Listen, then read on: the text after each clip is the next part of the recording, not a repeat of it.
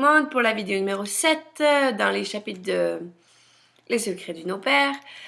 Premier contact avec les familles et comment en fait comprendre comment ça fonctionne du côté des familles, toutes ces histoires de dossiers d'au-pair parce que on n'a que la moitié en fait. Nous on fait une moitié du truc et Cultural Care te donne que la moitié des informations parce que il t'explique pas vraiment en fait comment ça fonctionne au niveau des familles pour choisir les au-pairs et tout ça. Donc moi je vais essayer de vous expliquer.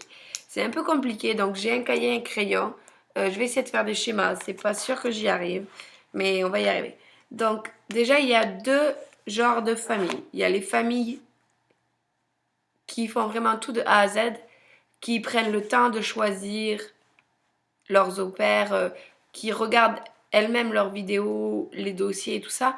Et après, il y a la deuxième option de famille, qui est mon cas, qui est en fait la famille qui donne des checkpoints, des points importants pour ce qu'ils veulent, ce qu'ils recherchent dans une au-pair. Et c'est la LCC qui va s'occuper de trouver un dossier d'au-pair qui matche avec les critères qu'ils demandent. Donc, pour la première option de famille, donc les familles qui cherchent. Pour les familles qui cherchent eux-mêmes, donc ils prennent le temps. Et donc, ce qu'ils font, c'est quand ils vont choisir une au-pair, ils vont la choisir en match. Un match, c'est 10 jours. 10 jours à partir du moment où ça commence. Donc, s'ils vous prennent le jeudi à 23h, heure de Boston, ils vont pas disparaître avant samedi 23h. Sauf s'ils vous éjectent. C'est pas à 24 heures chrono de nous. Voilà, s'ils l'ont pris jeudi, donc samedi matin, ils n'auront pas disparu parce que ça fait pas 48 heures chez eux. Donc c'est 48 heures à partir du temps où ils l'ont pris en fait. Parce que les gens ils se disent oui, mais ça fait 3 jours qu'ils sont sur mon dossier. Oui, parce qu'entre-temps, il y a le décalage horaire et tout ça. Donc en gros, ça fait pas 48 heures. Donc, on récapépète, 48 heures à compter de l'heure où ils l'ont pris. Si vous ont pris à 9h03, ils disparaîtront 2 jours après à 9h03, heure de Boston, enfin, ou heure où ils ont pris vous. Voilà. Donc, si vous en choisissez un pré-match, bon, vous avez des chances pour qu'ils vous envoient un mail. Si c'est pas le cas, et si vous vous rendez compte que la famille pourrait vous plaire, vous avez la petite bulle qui permet d'envoyer un message. Ça, c'est cool. On l'avait pas, moi, à l'époque, quand je l'ai fait ça. Donc, voilà. Donc, dans ce cas de famille-là, après Cultural Care, automatiquement, c'est pas les familles qui choisissent, automatiquement reçoit ce qu'on appelle un pré-match. Donc, un pré-match, comme j'ai dit, c'était 2 jours. En comparaison. Enfin, au cas où, ah tiens, vous avez trouvé une super au-pair, mais on va en trouver une qui fait ça aussi, machin. Vous pouvez regarder si vous en préférez une autre que l'autre. Donc, sachez que quand vous êtes en pré-match, donc pour 2 jours, vous avez 90% de chances de ne pas avoir de nouvelles de la famille et de la voir disparaître sans nouvelles, sans rien. Donc, quand vous avez un pré-match, je sais que c'est très très dur, mais arrêtez de vous emballer parce que ça arrivera à rien. La seule fois où j'ai vu un pré-match, en fait, marcher et devenir le vrai au-pair, parce que c'était un garçon, c'était qu'en fait, bon, ils avaient discuté tout ça parce qu'ils étaient 2 garçons. Ils cherchaient un garçon, cette famille-là. 2 garçons. Et au moment où ils ont débloqué le dossier, l'au-pair qui avait été choisi et avec qui ils avaient matché vraiment fini a découvert qu'ils avaient un chien. Et lui était allergique aux chiens. Donc, en fait, ça n'a pas pu marcher. Et donc, c'est Bastien qui est devenu l'au-pair. Donc, c'était lui qui était en pré-match. Et donc, ça a marché. Ça est arrivé une fois dans toutes les au-pairs que je connais. Chose que ça, maintenant, ne peut plus arriver puisque maintenant, les familles ont leur dossier ouvert, complet, quoi qu'il arrive. Vous ne pouvez pas plus bloquer les infos. Parce qu'avant, tu avais un pré-dossier où tu voyais juste nom, prénom de la famille et des enfants, les âges, les emplois et une petite descriptif. Voilà, avant il y avait que ça. Et après, quand tu matchais, que tu disais OK, tu voyais tout le dossier de la famille. Ça peut plus être possible. Maintenant, le dossier est ouvert maintenant. Tant qu'on parle des dossiers, je vais vous parler des dossiers des familles, comment ça se passe. Donc, comme pour les au pairs, Culture Care a changé leur programme, ils ont changé le programme pour les familles aussi. Et donc, c'est fait par rubrique. Et ils ne peuvent pas enregistrer la rubrique qu'ils sont en train de faire s'ils n'ont pas fini de remplir. Donc, ce qu'ils font, ou la plupart, puisqu'il y en a qui disent oui, le dossier est vide. Oui, il est vide parce qu'en fait, ils ont fait des espaces pour pouvoir faire croire à l'ordinateur qu'ils avaient écrit et pour pouvoir sauvegarder ce qu'ils avaient déjà en train de faire. Parce qu'il ne faut pas rigoler, ils ont pas des, il faut pas penser qu'ils ont des heures dans leur planning faire mon dossier d'au pair. C'est pas comme nous où on est souvent à l'école, où on est machin et on se prend le samedi et le dimanche tout seul dans notre chambre pour les faire. Eux, ils ont leur boulot, leur vie de famille, l'au pair, tout ça à gérer. Donc des fois, ils n'ont pas le temps de passer 2 heures à remplir un dossier d'au pair. Donc, ils font petit bout par petit bout. Disons 5 minutes entre le temps que la soupe cuise, et bien ils font les 3 premières lignes. Mais pour sauvegarder, il faut aller jusqu'au bout. Donc, espace et sauvegarde. Et vu que leur dossier est directement en ligne, et bien ils ont des espaces vides. Donc, je sais, c'est super frustrant. Moi, sur les 6 familles que j'ai eues, il y en avait les 3 quarts. Je crois que j'ai eu 2 familles avec des informations complètes. Donc, je sais, c'est super frustrant. Ben, vous savez quoi? Jouez aux espions. Vous avez le nom, la famille, la localisation.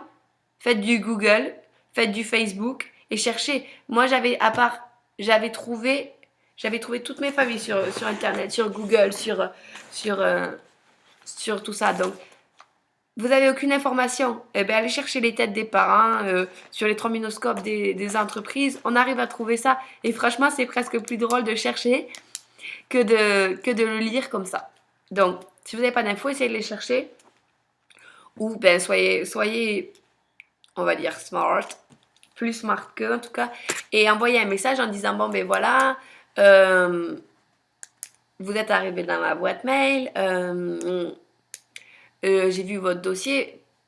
J'ai vu qu'il n'était pas complet. C'est peut-être parce que vous n'avez pas le temps de... Vous n'avez encore pas eu le temps de le finir. Donc, je m'alarme pas. Je veux juste, voilà, savoir comment vous voyez, quel est votre quotidien et tout ça. Et si vous posez la question comme ça, il y a fortement de chances que ben, vous ayez une réponse. Après, si vous n'avez pas, comme j'ai dit, si vous êtes en pré-match, envoyez un message, ça va peut-être faire un clin d'œil. Si vous êtes en pré-match, envoyez quelque chose plutôt quelque chose d'accrocheur parce qu'il fait oh je suis intéressé par votre famille machin. En pré-match ça marchera pas parce qu'ils ont déjà une opère à regarder et si vous mettez pas quelque chose qui va leur taper dans l'œil à l'instant, ils vont pas switcher sur votre dossier. Ils vont faire ok au revoir. Donc envoyez un mail, essayez de chercher justement les informations si vous n'en avez pas et envoyez un mail personnalisé. Envoyez pas un truc bateau comme on ferait tous. Euh, Faites vraiment un truc personnalisé avec ce qu'ils ont déjà, le peu qu'ils ont dans leur dossier et tout ça. Donc voilà. Donc vous blâmez pas trop, blâmez pas Cultural Care. Cultural Care n'y peut rien si les familles remplissent pas leur dossier. Et Cultural Care n'y peut rien si les familles mentent. On peut pas. La LCC vient visiter la chambre et tout ça avant que l'opère vienne. Il suffit que la maison soit nickel, que la chambre soit nickel, que les enfants soient à l'école, que tout ça. Et ils savent pas si la famille ment ou pas. Donc, voilà, Cultural Care, c'est juste l'intermédiaire. Bien sûr, il y a plein de choses qui vont pas. Moi, je dis pas qu'ils sont parfaits. Personne n'est parfait. Hein. Il y a des problèmes partout. Mais voilà, ce qui se passe dans les familles, euh, eh ben, il n'y a pas beaucoup de chances pour que Cultural Care le sache. Il faut que l'opère arrive, il faut que l'opère ben, dise quand ça va pas. Et souvent, c'est pas le cas parce que ben, tu as peur de pas trouver un rematch, tu as peur de pas trouver de truc. Et on dit rien. Et donc, ça continue jusqu'à ce que, ben, en fait, eh ben, on se rend compte qu'il y a vraiment un problème avec cette famille-là. Donc, on arrête de blâmer l'agence pour rien parce que malheureusement, ils y peuvent rien. Ou la plupart du cas, ils y peuvent. La plupart du temps, ils ne peuvent pas. Mais on revient donc aux histoires de dossiers. Donc, si vous n'avez pas d'infos, essayez d'en chercher, c'est rigolo. Après, je comprends que c'est frustrant, donc si vous voulez pas perdre votre temps avec un dossier vide, eh ben, demandez à Cultural Care de vous l'enlever. Si c'est un pré-match, ça sert à rien de les harceler, il partira tout seul en 2 jours. Voilà. Voilà. Ensuite, comment lire le dossier des familles? Alors, bon, ben, bien sûr, vous avez le nom, le machin, le truc, bon, ça c'est facile. Ensuite, si on cherche bien, je sais plus bien comment c'est présenté parce que moi maintenant c'est assez différent du vôtre, vous avez l'emploi du temps.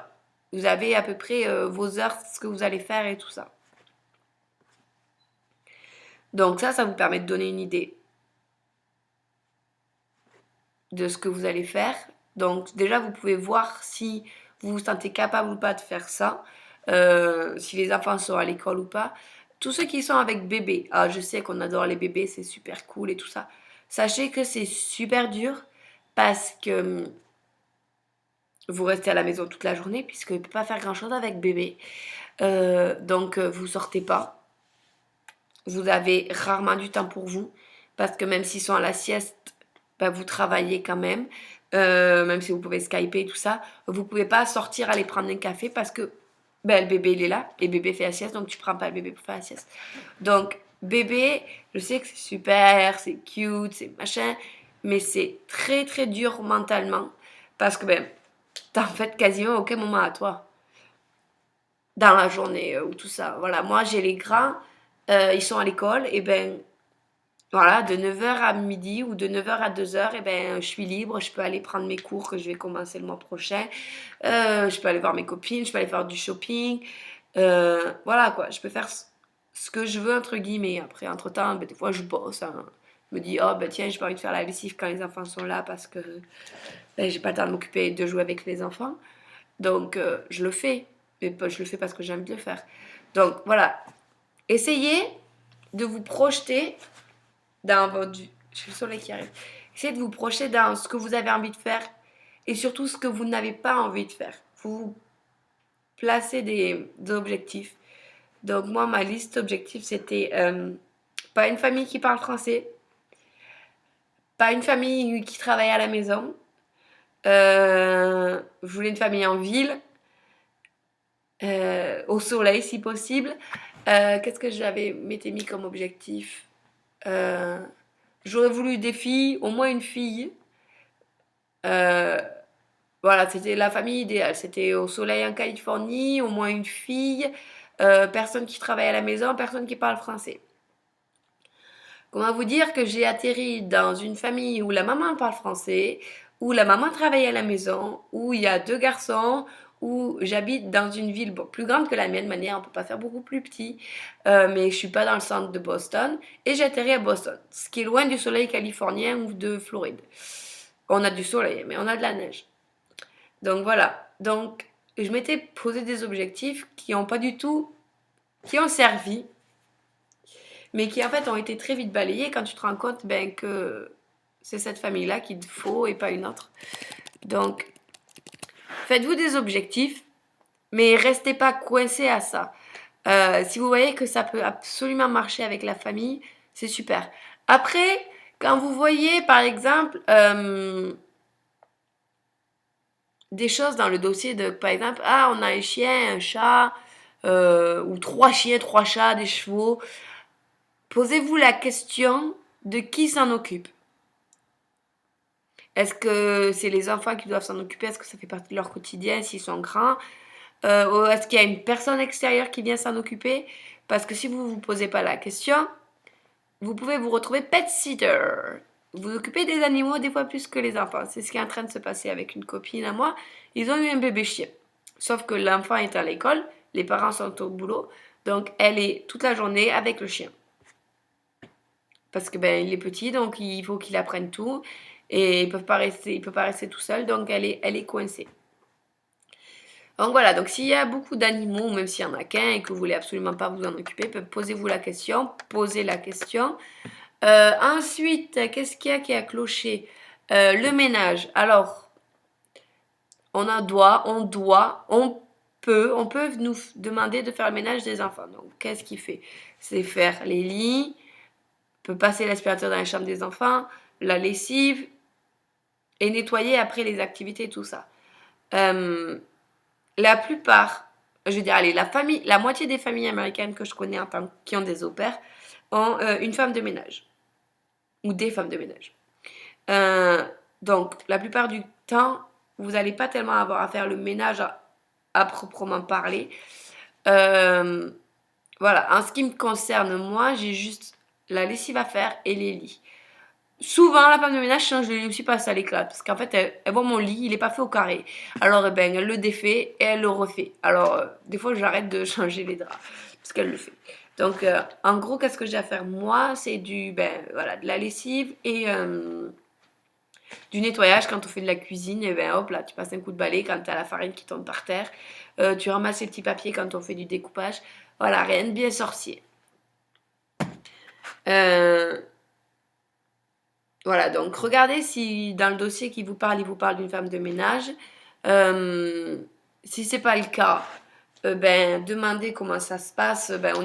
Soyez un peu intelligent. Je dis pas que vous êtes bête, mais il faut jouer subtil, voilà. Par exemple, demandez s'il y a une femme de ménage, elle fait oui, j'ai vu que vous aviez une femme de ménage. Est-ce que par exemple, elle fait ma chambre aussi, ou est-ce que je suis complètement responsable de ma chambre? Parce que moi, la mienne fait ma chambre. S'il n'y a rien par terre. S'il y a quelque chose par terre, elle fait pas ma chambre. Donc voilà, donc ça peut être des choses comme ça. Et ça permet d'aborder le sujet, si par exemple il n'y a pas de femme de ménage, de quel va être votre rôle au niveau du nettoyage. Donc voilà, parce qu'il y a une au-pair par exemple, elle avait pour mission, après chaque repas, de brosser à la main le tapis qu'il y avait sous la table, parce que c'était un tapis à je ne sais pas combien de dollars, et donc il fallait le brosser tous les jours pour pas que la saleté s'incruste. Donc qu'est-ce que tu fous un tapis sous la table? Mais bon, ça, c'était pas marqué avant. Et personne ne lui avait dit. Et je vois mal une au-pair dire je suis en rematch parce que j'en ai marre de nettoyer le tapis à 3000 $ à la main. Je pense pas que l'au-pair qui s'est arrivé l'ait dit à sa LCC. Donc, encore une fois, Cultural Car ne sait pas tout. Voilà. Qu'est-ce qu'il y a? La voiture. Alors, la voiture, c'est un gros sujet. Si vous habitez en ville, genre centre de New York, centre de Boston, LA, Vegas, machin, si vous êtes en plein cœur de la ville, vous n'avez pas besoin d'avoir une voiture à vous, parce que vous avez tous les moyens de transport possibles et imaginables. Vous n'avez pas besoin d'avoir votre propre voiture. Si vous êtes comme moi, là, au milieu d'une ville de taille moyenne, tout ça, c'est sûr que c'est préférable d'avoir une voiture à vous, parce que ça vous permet de vous déplacer. Parce qu'on a beau avoir des transports en commun, des fois, il faut une voiture pour s'y rendre. Voilà, moi, j'ai la gare, elle est à 5 minutes en voiture. Il m'en faut 35 pour marcher, en fait. Donc voilà, donc c'est faisable à pied, hein, je l'ai fait déjà, mais c'est préférable quand on a une voiture de faire marcher la voiture. Et comme, voilà. Donc après, si vous n'avez pas de voiture, que la famille a 2 voitures, et qui vous disent, on te prête la voiture le soir quand tu as fini de travailler, quand on revient à la maison, on te prête la voiture le week-end, ça va, voilà, il faut voir. Parce que c'est faisable. Voilà, la semaine, si tu as par exemple les enfants qui ne sont pas à l'école, donc tu as les enfants toute la journée, et que voilà, ils te la prêtent le soir quand ils reviennent, tu n'as pas besoin d'avoir ta propre voiture, puisque la journée, tu t'en serviras pas, puisque tu bosses. Donc voilà, c'est des trucs à prendre en compte de ma voiture. Bien sûr, je dirais, prenez une famille avec une voiture. Mais réfléchissez à 2 fois à refuser une famille parce qu'ils n'ont pas de voiture. Voilà. Ensuite, faire attention aux familles qui disent qu'ils vont avoir une voiture quand vous allez arriver. Il faut vraiment vous mettre d'accord et dire oui, on aura une voiture. Parce qu'il y a des familles qui disent ça et qui, en fait, à la fin, n'ont pas de voiture. Donc, mettez-vous vraiment d'accord si c'est un point important pour vous, et je pense que ça l'est, sur comment marche la voiture, qu'est-ce que tu as le droit de faire, quelles sont les règles. Par exemple, moi, j'ai pas le droit d'aller en centre-ville avec, donc ben, je la laisse à la gare, à la station de métro, parking du métro, et je prends le métro. Parce que, ce qui m'arrange, parce que les parkings à Boston, c'est super cher. Donc, donc, ça me coûte moins cher de parquer ma voiture. Ça me coûte 2,50 $ de parquer ma voiture au métro. Donc, ça me fait 5 $. 5, 6. Ça me fait 7,50 $ parking, transport, métro, au lieu de 20 à 30 dans Boston. Donc, en fait, j'y gagne avec mon interdiction d'aller en centre-ville. Le seul truc qui est embêtant, c'est quand tu veux sortir le soir, parce que les métros s'arrêtent à 1h du matin, ou minuit. Donc, c'est vrai que c'est pas tip-top. Mais on arrive toujours à se débrouiller. Voilà, donc voiture, se mettre d'accord sur la voiture. Ensuite, si vos enfants ont des activités, vous aurez une voiture, puisque vous allez faire taxi. Quoi dire d'autre? Voiture, voilà, les trucs à faire attention. Voiture, les animaux, les enfants. Si on vous parle qu'il y a... Faire attention aux trucs des enfants, parce que les familles au père disent pas toujours qu'un enfant a une allergie ou a un problème physique ou un problème mental. On a beaucoup de familles qui ont des enfants autistes et qui ne le disent pas, parce qu'ils savent que ça va compliquer la recherche d'au père, ou tout simplement parce qu'ils considèrent que leur enfant n'a pas de problème. De nier le problème, pour eux, ça, je sais pas, j'explique pas. On comprend pas. Parce que moi, j'aurais un enfant autiste, j'aimerais que la personne qui va s'en occuper, elle sache un peu comment s'y prendre. Passons. Donc voilà, donc il y a 4 choses à faire attention. L'histoire de ménage, l'histoire de la voiture, l'histoire des animaux domestiques, les enfants, voir si quand ils en parlent, s'il y a des problèmes et tout ça. Je pense que la façon la plus sûre d'avoir toutes ces informations-là, de vraiment comment ça vit, c'est demander à l'actuel au-pair, demander le mail de l'au-pair ou le Facebook de l'au-pair pour discuter. Donc si la famille vous dit non, déjà c'est qu'il y a un souci. Parce que moi j'ai jamais vu une au-pair dire oh, je ne veux pas parler avec elle. Donc voilà. Et s'ils sont religieux, savoir si vous rentrez dans dans l'obligation. Si vous êtes obligé d'aller à l'église ou si vous avez un régime alimentaire à suivre. Voilà, ça peut être les trucs qui paraissent rien au départ et qui à la fin peuvent devenir un truc énorme. Donc, je vous conseille de faire attention sur ces 5 points. Voiture, enfants, animaux de compagnie, ménage, religion. Si vous avez 5 points là, si vous êtes OK sur ces 5 points là, il n'y a aucune raison pour que ça ne fonctionne pas. Donc, on prend le temps de lire ça.